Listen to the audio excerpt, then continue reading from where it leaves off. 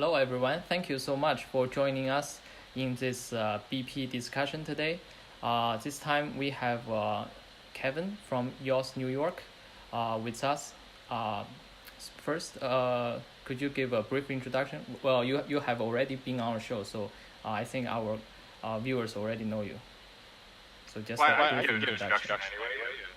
Hi, everybody. My name is Kevin Rose. I'm co-founder of EOS New York and head of community. We were the first English-speaking block producer to announce ourselves to the community back in January. We're located in North America, and we are distributed across the northeastern United States. And our motto is always adding value. So everything that we should do is always adding value back into the EOS network. And we're happy. I'm happy to be here speaking with EOS WTZ today. Thank you for having me. Well, thank you for joining us. And my name is Xueyuan Shi. I'm from EOS WTZ. I am the system engineering director. And Jialing, could you introduce yourself a little bit as well? Hi, this is Jialing Li. I'm the head of overseas community of EOS WTZ, and also I'm a founding member. Yeah, glad to be on this chat. Good. So yes, let's get into the discussion. So first, the topic. So we wanna. So as we know, both EOS New York and EOS WTZ has held multiple events. I mean meetups. What did we learn from those meetup events, and so like in terms of how it is beneficial to our community, and what other kinds of events do we need to hold in the future? Yeah, this is a really hard thing to master, I think, because this is such a new technology and we are involved in it so deeply that I think sometimes we forget that not everybody knows what we know. And so we have to, so we do these introduction meetups, right? We say, if you don't know what EOS is, come on in, we'll teach you about it. But then if you're doing one every single month, people are going to get very bored of that quickly. So then you say, okay, well, let's get more advanced. Let's talk about governance, or let's talk about development. And now you have the problems of, am I getting the right people to the right event? And am I sharing with them the right thing? So that's what we're trying to figure out now in New York. We just had our first developer meetup, and that was really cool. We had people bring their laptops, but there were some people who were not developers, and I don't think they enjoyed the meetup. So it's about communicating what it is we're there to do and properly segmenting the audience so that we have the right people with the right content, I think. Are you guys having the same problem? Yeah, actually, I think I was not a developer and I was on your meetup, and I think it's really fun because I see all those developers and trying to learn something, and there are more than 100 people, right? So this was a full house. So I think very interesting meetup. For ourselves, so we hold a series of meetup. We hold 6 meetup across China. But so a little bit different is that all the 6 meetup have the same topic because we have that in 6 different cities. So right. It's all talking about EOS ecosystem, all talk about EOS community, things like that. I think in the future, what we learned from that is that actually we underestimate the enthusiasm from the community. And because all the meetup we hold is a full house, so we definitely need a bigger room next time. And what we need to improve, I think next time we definitely need to improve is that right now we only talk about ecosystem, we talk about community, but what we didn't include is the technology and also the governments, like what already included in your meetup. So I think next time, probably we do not have time to hold one more before the launch, but after the launch, I suggest ourselves to just like have another series of meetup in different cities, just talk about the governments, talk about the technology, right? Especially for the cater to the developers, because they are truly important to this whole ecosystem, like you did, like in New York. I feel like I didn't expect that so many people will attend that meetup because I don't think there are that many of that developers. But that day you asked about how many of you have the development experience on Ethereum or other chains. Half of them raised their hand. I was really surprised. Well, there were a lot of Ethereum developers that came to the developer meet.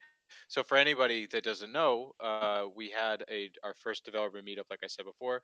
Xiaolin actually attended that, and I had gone to a small group of Ethereum developers to talk to them about EOS, and they all became interested, and they came to the developer meetup.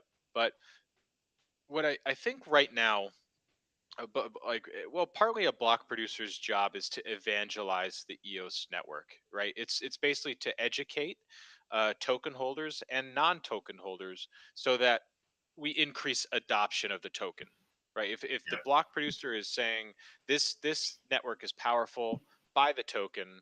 If more people are buying the token becomes more valuable for everybody. So that's what we're all trying to do. And right now we're trying to introduce everybody to it, and that's fine.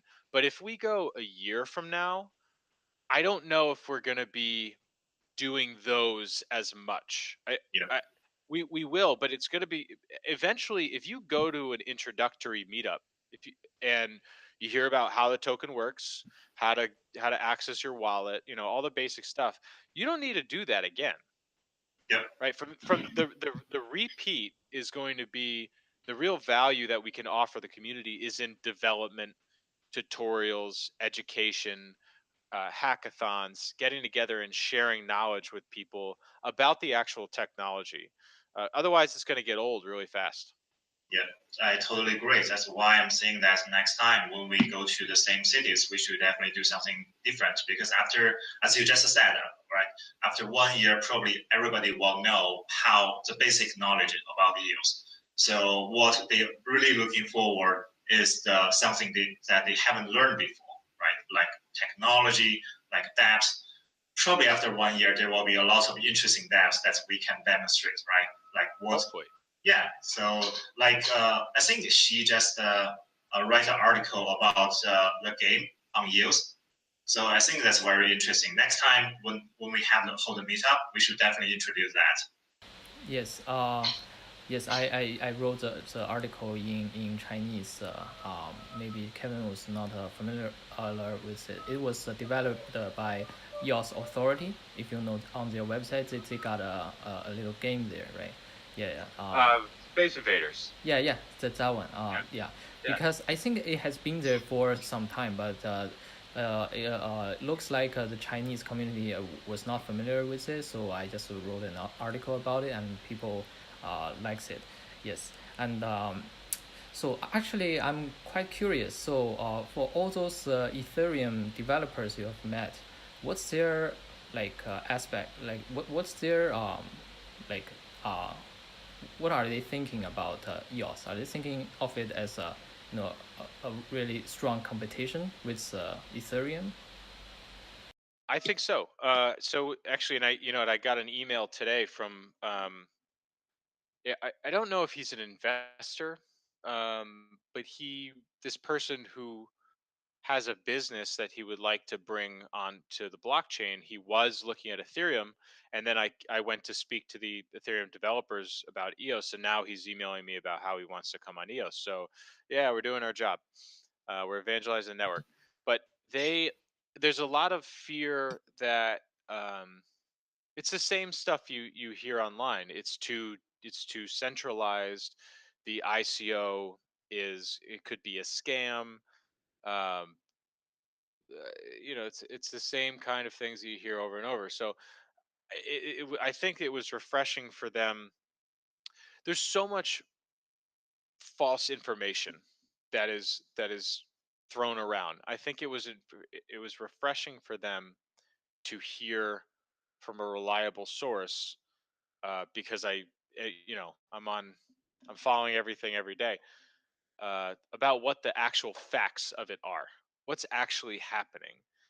Um, but I was also honest with them about the different things that are going on as well. uh, and the challenges that we'll face at launch and beyond. So they were all very interested. I think I converted a few of them, Yeah, but we'll that's see. awesome. Yeah, but the thing is, most people will not believe until they see it really happen. So I believe that after June, there will be more of them. If they see that EOS is working, so they will start believing that. Because most of people will not, no matter how you convince them, right, they still do not believe. Yes, not just working, but also a few apps or ICO running on it, and Yeah. it brings us to the next topic actually. So uh, we want to talk about dApps a little bit, like in terms of what kind of expectations do we have for future dApps on EOS, um, in the perspective of blog producer candidates, and how can dev developers and blog producer candidates cooperate better? Well, I think that for block producers, the best thing for us to keep in mind is how do we make EOS the most friendly place to be for developers? How do we make it easy? Uh, and I think right now our job, we're not venture capitalists, right? There's $1 billion+ in VC, and they're going to go find the best dApps that make money. And I think that we need to find the dApps that won't. There are developer tools, there are foundational tools that need to be worked on that no VC would put money behind because they can't make money off its development. We as block producers should put our money into those things that build on top of one another for the future of developers. At least for now, I think that's what we should be doing. Yeah, of course, it's more like a non benefit organization, right? So it's as a blog producer because we're not VC, we're not trying to make money from investing or incubating dApps. So we're trying to just encourage those developers to create more dApps, even though it won't make money for us or for them. It's even it's if it's benefit for the whole community, it's in benefit for the EOS. We should definitely encourage that and invest in that. And also speaking of that, we are so I think both of us have announced that we are going to sponsor Chintai, which is a Oh yeah. leasing platform. So they already announced that they won't make any money. So our investment, or I will rather say our sponsor, we will not have any return. But we will do that just because we think that it's benefit for the community. Because by leasing the bandwidth, we'll have more developers to do for their development, even though they do not have a lot of yields or fund in the very beginning. And you know what, specifically with Shintai, I think that's so important because that was an original thing that EOS was supposed to do, right? Everyone thought that, oh, it will be written into the software. You'll be able to lease your tokens, and it wasn't till months ago that EOS 42 was like, no, that's not going to happen. We have to make it happen, and I think we forget that probably will be one of the most powerful tools on EOS. Period, and it'll be every block producer's responsibility. I hope when they're voted in and voted out that they continue to support that. It should be written into their budget. Okay, we're in the top 21. Write the check to Shintai because they have to keep the lights on. Yeah, exactly. And once so things are with Qinghai is they are helping more dApps to more dApps. If that really happens, the value of use will go up, right? So everyone will be benefit from that. Yeah, but I worry about something. Um, so you have DApps that have a token, and the airdrop token model is very exciting right now, right? Every DApp has a token they're airdropping.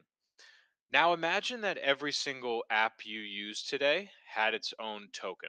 It had its own balance that you had to manage, just like your bank account. And these had a real money value to them.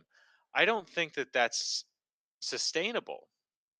I don't think the average person is going to want to use all of these things that all have their own micro economies.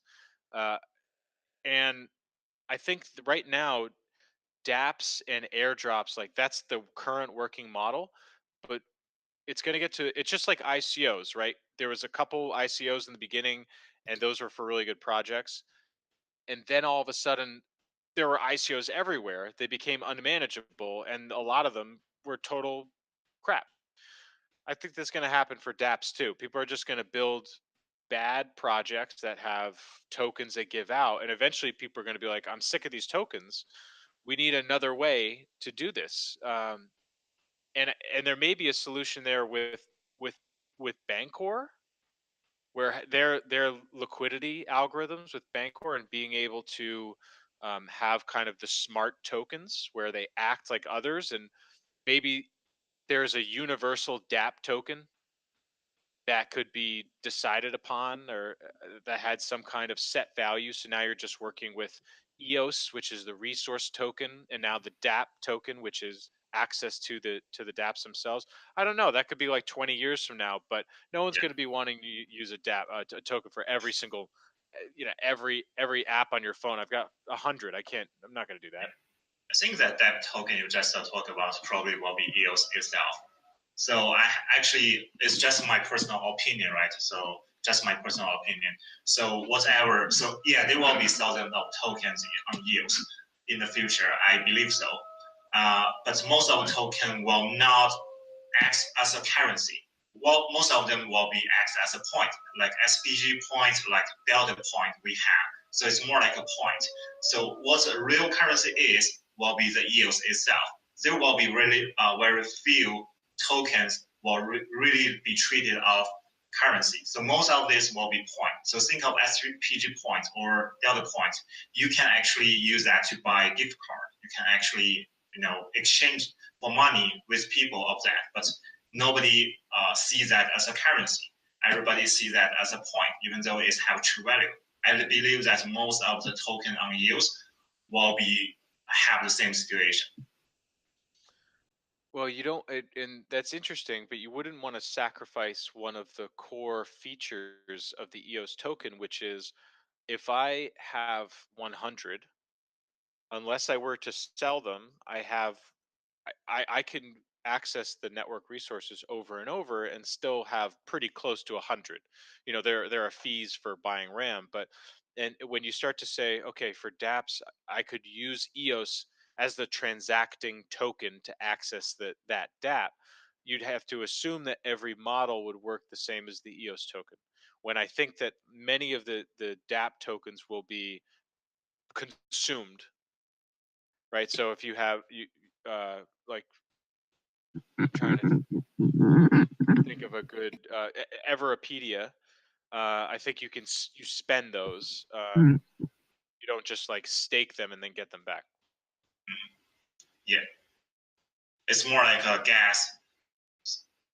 It could be. I mean, it depends. It depends on what's built. It depends on the developer.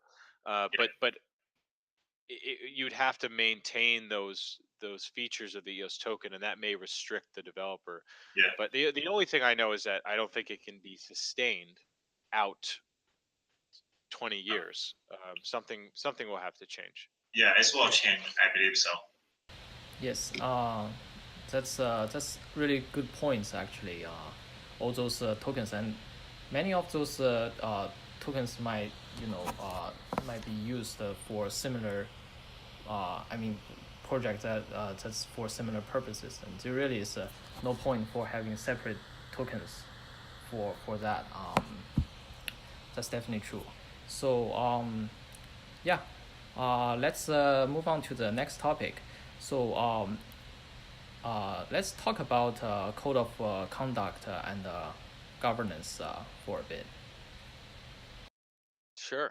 Um, so we have our constitution, and within the constitution, well, let me back up. We have a constitution proposal that might become the constitution if the token holders validate the chain that it's on.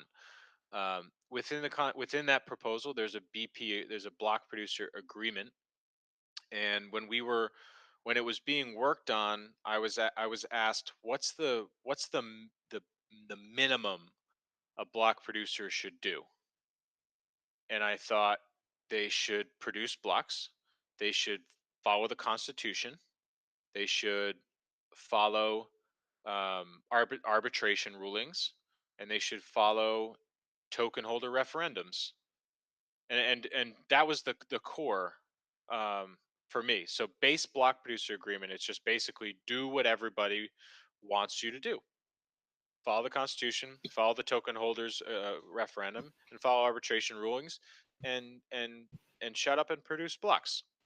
Yeah. That's the base.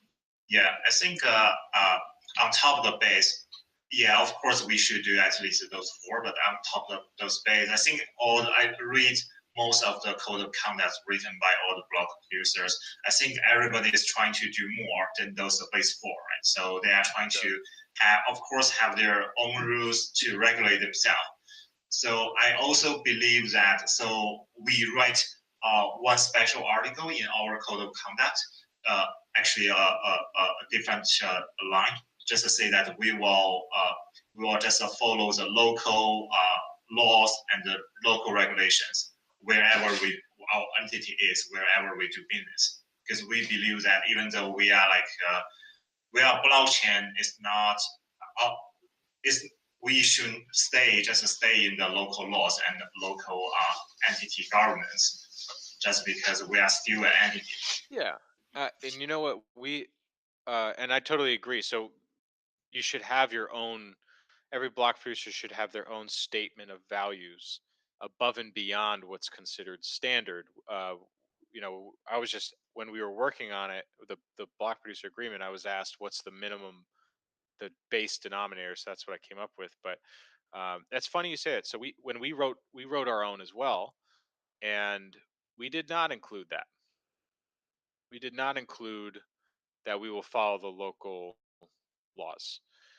And obviously, I'm going to go home tonight and I'm going to follow all the laws when I go there, and I'm going to follow them tomorrow and the day after, because I like being a free person, not being in jail.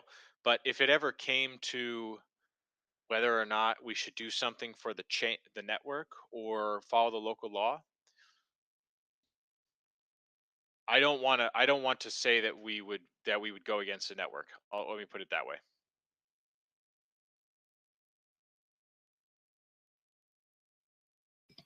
Yeah, sorry. Yeah, so the reason we want to put that in our code of conduct, just because we cannot imagine any situation that we follow the blockchain but against the local law. Yeah, I can't either. It's only when you start to think about hosting data privacy laws, so the GDPR, or the right to be forgotten in Europe, for example. Like, anybody can call up a company in Europe and say, delete every trace of myself on everything you have, and you can't do that on blockchain. It's just not going to happen. So what happens when a European government goes to a European block producer and says, you need to delete this person's identity in their account? And they're like, I cannot sorry. do anything. Right. I don't know. I can't think of a way that would contradict, really, besides that. The technology, the blockchain as a technology is so new. All those traditional, laws, legislations might not really hasn't kept up on yet. And we have strengthened the point that we will definitely focus on local laws. We also would call for the governance and the legislation institutions, just to keep up with this technology as well. They're also, I, I'm only knowledgeable about the local laws of where I live, and uh, you know that I recognize that that statement may be more important for you, for example, uh, or for a Chinese block producer than say an Australian block producer. I think there quite possibly may be more things to consider there. Would you? I'm not sure. Um, Jialin, do you have an opinion on this? Uh, I personally I do not I'm not a law expert, so I cannot say I don't know what to say about this. So the only thing I know is that everything before every step we do, we checked with our legal expert in our firm. So we just to make sure that everything we do is like follow the local regulation. Sure. Yeah. Okay. Yeah. Good points. So let's move on to our last topic, which is the WeChat initiative that EOS Nation, EOS New York, and EOS WTZ just launched. Yeah, let's talk about that a little bit. Yeah, I think that this is a great I think this is a great thing.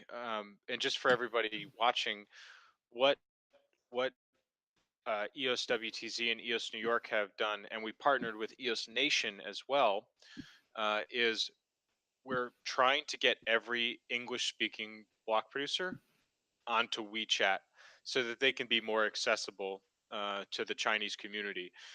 And I think it's I see it in the English speaking communities. They're we're kind of off by ourselves, where we when we're awake, a lot of China is asleep, or and we don't see a lot of the conversations that are happening. And this goes into having a fluent Chinese speaker on our team. We're hiring somebody now, but every single block producer should. So the goal here is just to give access, to bring it closer together, and Xiaolin is leading this stuff from EOS WTZ, and I think it's absolutely fantastic. Yeah, so the reason actually we want to do that because we do see the gap between two community, right? English speaking community and Chinese speaking community. So I think we have discussed that a lot. So we just trying to be a bridge just to connect of the two community, let them to think the same way.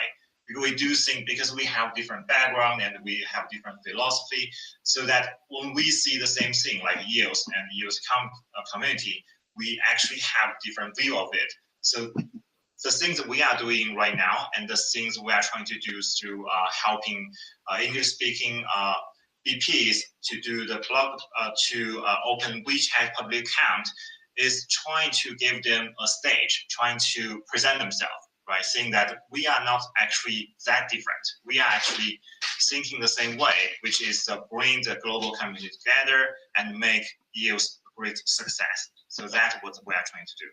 And actually, one point I would like to add is that even though right now we are helping all the English-speaking community or BPs to create a WeChat public account, so we are actually also welcome all the non-English-speaking BPs, like Korean-speaking or like the other, like BP speaking the other languages or in the other communities, join us on WeChat public account.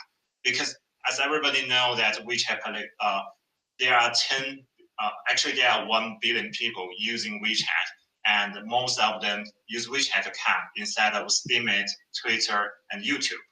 So WeChat public account is actually the combination of those in China. So it's very influential. I highly recommend everybody reach out to us to open your WeChat account just to access this community and also the global community. Yes, I believe it is safe to say most of EOS holders, or maybe not just EOS, maybe most of the block people in blockchain community in China are using WeChat. So you can see like how important a channel it is in China, and for all the BPs overseas to reach this big community. Um, yes, and that project, that initiative that we are working on together is definitely well, it's definitely an important step towards bridging this huge gap. Well, we cannot achieve it just through this small step, right? But I think it is a very good start that we are doing right now. No, and I the EOS community in China is arguably the most important in the world, because that's where most of EOS is. It's I think, and yeah, we're officially not supposed to, or whatever, but that's what I think. So I think that everyone in the English speaking world needs to wake up and realize that it needs to, the Chinese community needs to be a big part, uh, or the biggest part of everything that you're thinking about as a block producer. And I think that this is a great way to start that happening. And also on the other side, we're also trying to bring all the contents, all the information from China to the other, like English speaking world, and also the other part of the world, just to like to include, just to like improve this mutual understanding, right? Yes, I think in China, we focus on the financial, the economic. I mean, like the price maybe parts of EOS, or the technology part of EOS too much, and we overlook the governance and all this other kind of still important. It's of course very important, but because of the language barrier, it is very hard for Chinese community to follow, because all those are written, right? Those are not prices. Those are not programming codes. And it would be great if the English speaking and other BPs of other language can introduce the importance of governance in EOS to the Chinese community. I think that would be a really good thing to do. Yeah, you know who is it EOS Shenzhen? Someone, a Chinese block producer, very frequently is writing about governance, and I enjoy seeing that, and I try to have their articles translated so that I can read them. But I think it's okay. I don't want to act. I don't want us to act like price isn't important, because it is. Uh, it is, and it is because it's important. It's just important to a lot of people, so we can't ignore it. But it's just not everything, because the price is what it is Yeah. because of all this other stuff.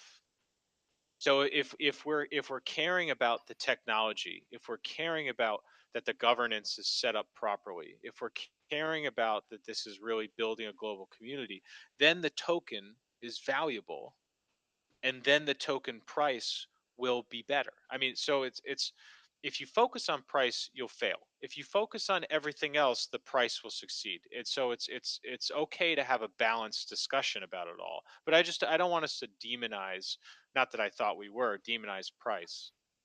Yeah, totally agree. So the thing of the price is that even though you stare at it every day, it won't change anything by staring it, right? But if you are looking at the governance and also looking at the technology, things could change, right? The whole community could change, use could change. So one thing I think we definitely need to catch up with the governments within our Chinese community. So also looking forward you to post more about governance in your Chinese public ID or Chinese WeChat public account, just to try to educate token holders or communicate. I would rather say communicate with them. Try, because I think probably in nature we are just not that good at talking about government. So for myself and she ourselves, even though we know exactly what the English word they are written there, it's kind of like hard for us to catch up. I don't know why. It's just like in nature, I feel like. So I highly recommend you to write more in Chinese or in English, post on those accounts, trying to educate everybody. Yeah, I'll definitely post it on our Bihu account as well. And as soon as we have, yeah, I mean, you guys have helped us with translation, so maybe we can start that sooner than later. I think that would be a great idea. Yeah, I Because was just trying to say like I do agree those languages in governance could be hard to follow, and it would be great if it, even not in Chinese, if you can just explain those things in plain English, and it will be really great help to the Chinese community. Yes. How about we maybe for the next time we chat, we can do some things on the different powers in the EOS governance system, Ricardian contracts, arbitration, its history, what it is, things like that. Yep, I think that's really good, and also we can make it more like entertainment, right? It do not need to be boring. We can like bring up it do not need to be boring. We can bring up stories. We can bring up like examples, like true life examples for people to easier to understand. Because if you look at the constitution proposal, it's kind of like it's like article. It's hard to understand by itself, but if you see the explanation by people, that's will be easier to understand and probably will attract more people involved in this conversation. Well, constitutional documents are rarely exciting. I'll tell you that. Uh, but yeah, no. If people are interested in the governance, I'd love to. Even if they're not interested, I still love talking about it. So I'll come on next time and we'll go back and forth about it. Yeah, that sounds like a very good topic to me. We just need to make it very interesting. I think that's that's a good thing to do. So yeah, it's been 40 minutes already, and it's time to end our show. Again, thank you, Kevin, so much for joining us in today's discussion. Thank you. Thank you. Thank you for having me. Yeah, thank you.